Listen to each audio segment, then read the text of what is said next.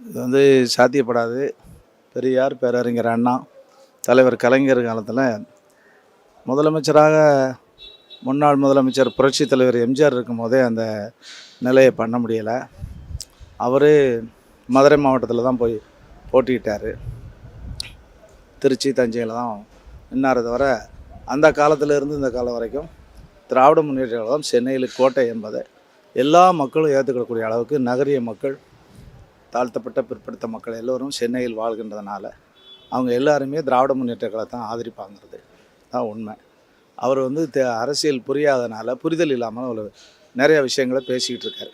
அது நடைமுறையில் இல்லை. கடந்த 30-40 ஆண்டு காலமாக திராவிட முன்னேற்ற கழகம் கோட்டை என்றாலே புரட்சித் தலைவர் மக்கள் போற்றும் தலைவராலே அது முடியலை. அதனால் விஜயால் அது சாத்தியப்படாது என்பது நம்மளுடைய கருத்து. இது ஆதவ சொல்லலாம். ஆனால் இது நடிகருக்கு வந்து இளைஞர்கள் நிறையா இருக்கும். அவர் சொல்லலாம், அந்த கூட்டத்தை வச்சு சொல்லலாம். ஆனால் வாய்ப்பு இருக்குது. அந்த தாவைக்க சொல்கிறல ஆதவ ஒரு கிளை இல்லை, வந்து கழகத்தில் அந்த மாதிரி கிளை அமைச்சு அது பண்ணி வர்றதுக்கு நாளாகும். சும்மா நடிக்கிறன்றதுனால சொல்லிக்கலாம். ஆதவ வாய்ப்பே இருக்காது.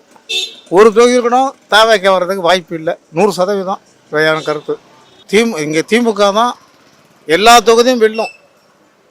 அது எந்த விதமான மாற்று கருத்து இல்லை. திமுக தான். ஆதவ வந்து சொல்கிறத வந்து பேசிக்கலாம். அது செயல்பாட்டில் இருக்காது. பேசலாம். அவர் வெளிப்படையாக சொல்கிற நாங்கள் தான் வருவோன்னு. எல்லா அரசியல்னாக்கா நான் தான் வருவேன்னு சொல்லுவாங்க. அது வர முடியாது. வாய்ப்பு இருக்காது.